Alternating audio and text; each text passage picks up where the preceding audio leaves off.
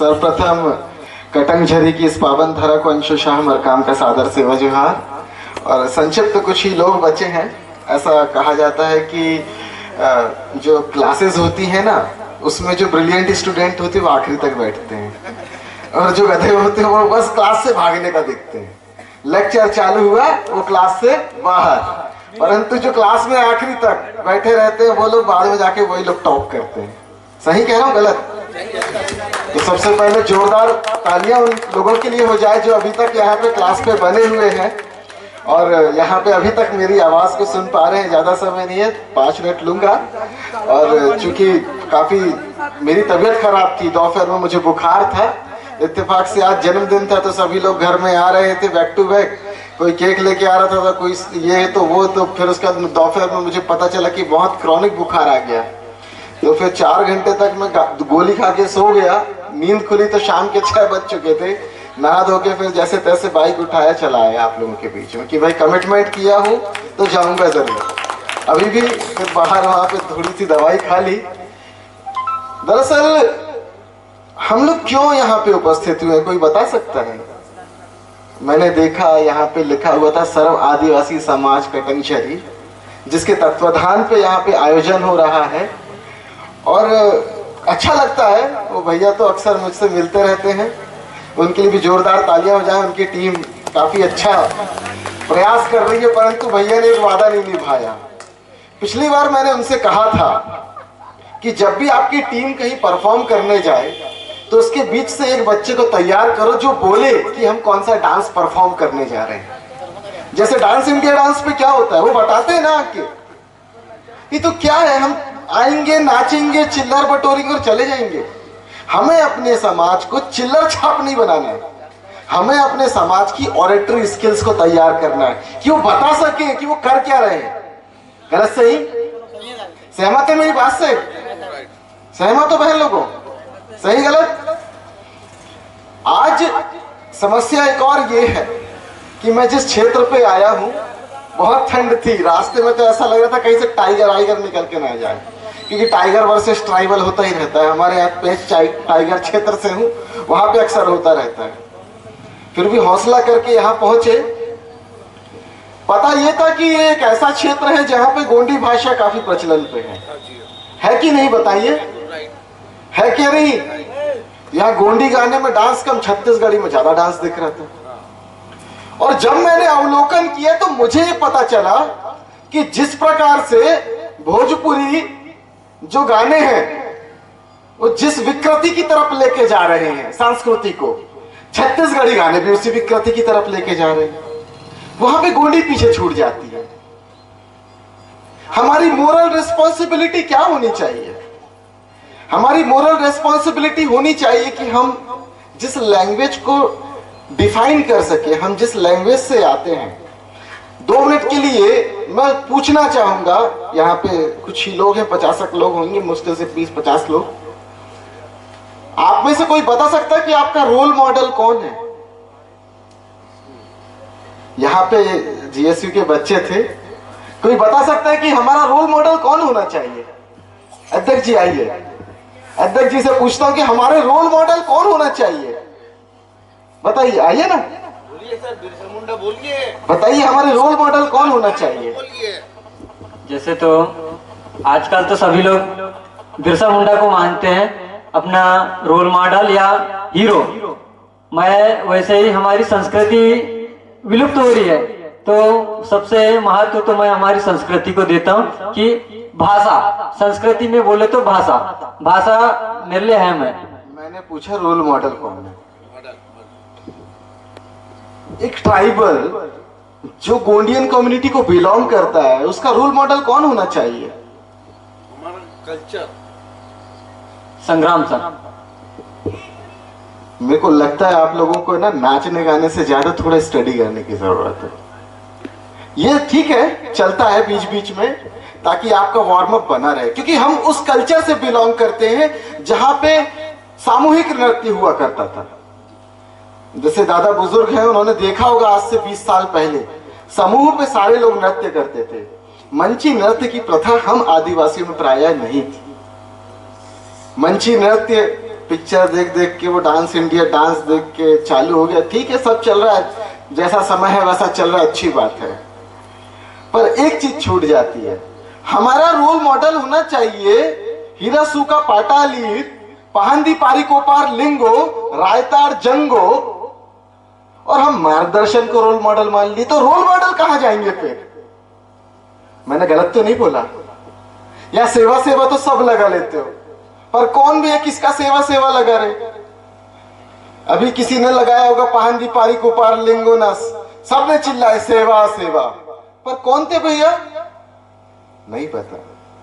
उसके बाद गवर्नमेंट का कॉन्टेक्स्ट भी समझो, वो हमको जो हमारे प्रेरणा स्रोत है, ठीक है, आराध्य नहीं है, ये सब हमारे प्रेरणा स्रोत है। आराध्य कौन हुआ? आराध्य तो पहंदी पारिकोपार लिंगो हुए ना, आराध्य तो हिरासूका मुठवा हुए ना, आराध्य तो हमारे रायतार जंगो हुए, आराध्य हमारी दाई कलिकंकाली हुई, आराध्य हमारे भीमालपेन हुए। तो ये हमारी क्या है? ये हमारे पथ प्रदर्शक है, ये हमारे मार्गदर्शक हैं। हमको एज इट इज बताना होगा जो असल कॉन्टेस्ट है। कुछ लोग कहते हैं कि अभी रिसेंटली यहां से चालू हुआ आंदोलन, यहां से चालू हुआ। भैया कुछ लोग कह रहे थे कि 30 साल पहले कछारगढ़ की खोज की। मूर्ख है वो लोग। भाई प्राचीन काल से, जब से पहंदी पारिकोपार लिंगो, रायताड़ जंगो, जब टेथिस ओशियन और इसका जो विलय हुआ था, तब से वहां पे कछारगढ़ में अपने सामाडूमा को लेके, अपने पेन पुरखा को लेके लोग पूछने जाते हैं। ये बात कब बताएंगे हम अपनी जनरेशन को? बहुत दुख की बात है कि प्रायः हमने देखा है इन चीजों को। हमारे समाज के बेहतरीन लोग पढ़ लिख के आगे निकलते हैं, हर कला में आगे निकलते हैं, परंतु सांस्कृतिक नॉलेज नहीं होने की वजह से वो किसी अन्य संस्कृति की तरफ चले जाते हैं और फिर उसके बाद वो बिटर भी जाते हैं। माताएं सुन रही होंगी, हम लोगों को अक्सर शिकायत होती है, ये भाग गया, वो भाग गया, इसका उधर चला गया, इसका उधर चला गया, कई शिकायतें आती हैं। उसका कारण यही है कि हमने उनको अपने कल्चर से जोड़ा नहीं, तो उसने जिसका कल्चर फॉलो किया वो उसी के साथ निकल लिया। तो इससे क्या हो रहा है? हमारी पॉपुलेशन कम हो रही है। अब जो लड़की गई, बाद में वो हिस्सा मांगने आ गई, तो जमीन भी ले गई। तो आदिवासी की जमीन कहां? तुम नारे लगा रहे हो, जल जंगल जमीन के नारे लगा रहे हैं, जल जंगल जमीन बचाना। कहां से बचाओगे? बेटी नहीं बचा रहे हो, बेटा ही नहीं बचा रहे हो, तो जल जंगल जमीन किसके लिए बचाओगे? जब आपका बेटा बेटी अपना रहेगा तब आप उसके लिए जल जंगल जमीन बचाओगे। तो हमको इन कॉन्टेस्ट में बात करने की जरूरत है। ये जो प्रोग्राम्स होते हैं, ये सिर्फ नाचने गाने मुजरा करने के लिए नहीं होते हैं। ये प्रोग्राम एक सहारा होते हैं जिसके माध्यम से हम विचारों को आगे ले चले। और मैं आपको अपने 25 साल का अनुभव बता रहा हूं, जहां जहां के प्रोग्राम नाचने गाने में सिमटे हैं, धीरे धीरे वो खत्म हो गए, क्योंकि आपने डांसिंग कलाकार बना दिया, वो सिलेक्ट होके कहीं और चले गए।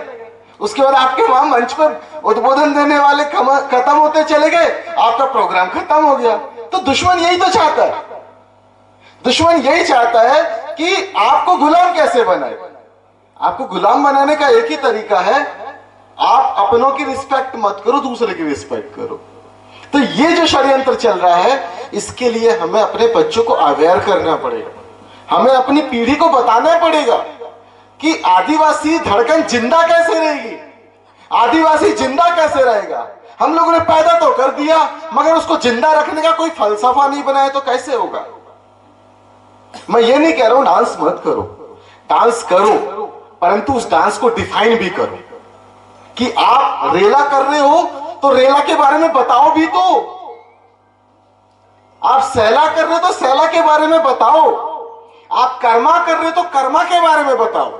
आप सुआ कर रहे हो तो सुआ के बारे में बताओ। आप ददरिया कर रहे हो तो ददरिया के बारे में बताओ। तो नॉलेज है नहीं तो फिर अपन कैसे परफॉर्म करेंगे एग्जाम में, ये सोचना पड़ेगा।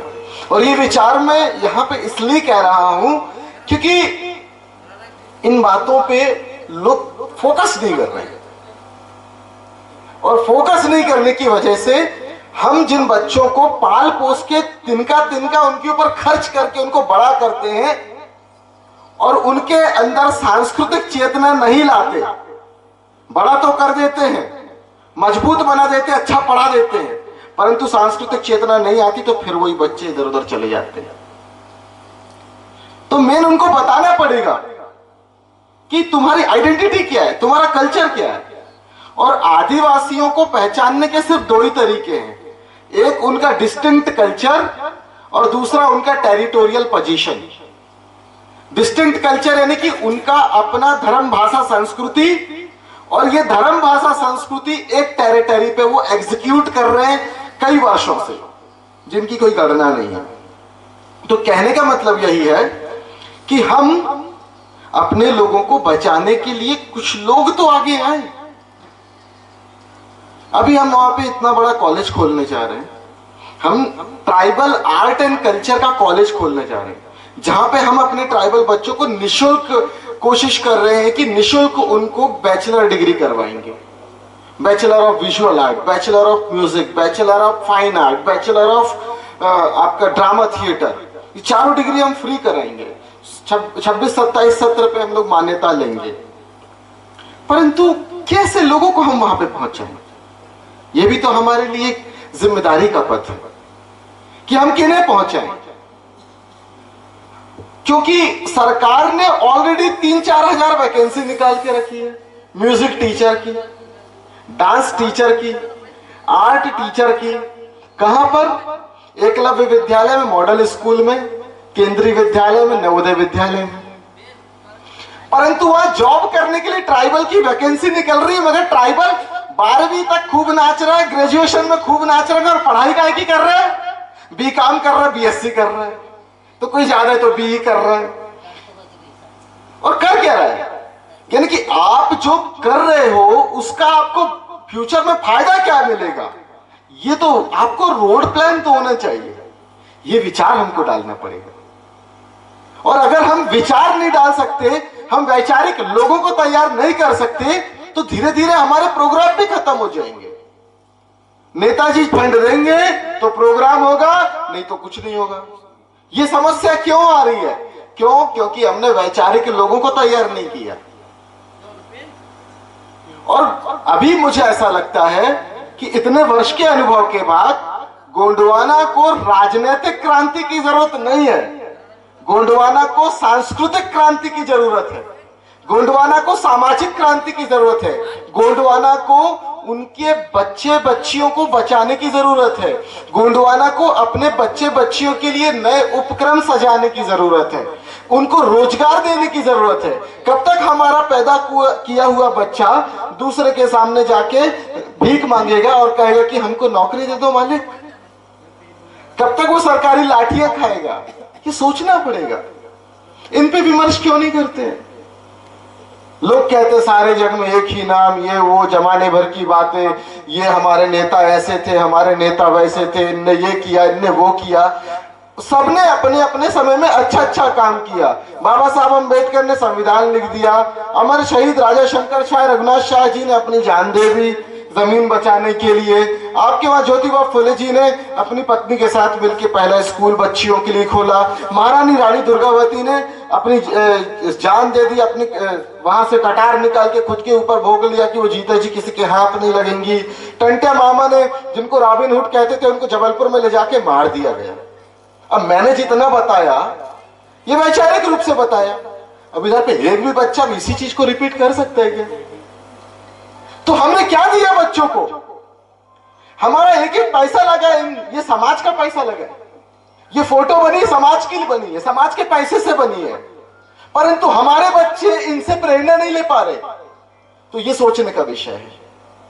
ये मूर्ति बनी समाज के पैसे से बनी है, तो बिरसा मुंडा ने क्या किया किसी को पता है क्या? बिरसा मुंडा का जन्म कहां पे हुआ था किसी को पता है क्या? बिरसा मुंडा को सबसे पहले धर्म कौन सा मिला था पता है क्या? बिरसा का सबसे पहला नाम क्या था पता है क्या? दाऊद मुंडा, क्या नाम था पहला, और उस समय उनको उठा के कौन से क्रिश्चियन स्कूल में डाला गया था। वहां से उसके बाद उनने बोले कि अरे यार ये क्रिश्चियन लोग तो बस चूतिया बनाते हैं, हमारी जमीनें छीन लेते हैं और उसके बाद हमारे को बाइबल देके भगा देते। तो उनने बोले अरे हटाओ, हमको नहीं मानते। फिर उसके बाद फिर वो गए वैष्णव पंथ, उस समय धर्म का कॉन्सेप्ट नहीं था, वैष्णव पंथ के पास। तो वैष्णव पंथ ने बोला कि एक काम करो, आप जमीन हमको दे दो, यहाँ पे हम यज्ञशाला बनाएंगे और आप ये किताब लाओ और जाके अपने भाई साहब लोगों को जोड़ के आना। तो उसने बोला कि क्या फर्क है ईसाई मिशनरियों में और ये वैष्णव पंथियों में, दोनों तो जमीनें लूट रहे। तो उनने एक ही चीज कहा कि हमें उलगुलान करना होगा। किस चीज के लिए उलगुलान? स्वाभिमान के लिए, इज्जत से जीने के लिए। बिरसा मुंडा ने जान किस लिए दी बताना जरा, किसी को पता है?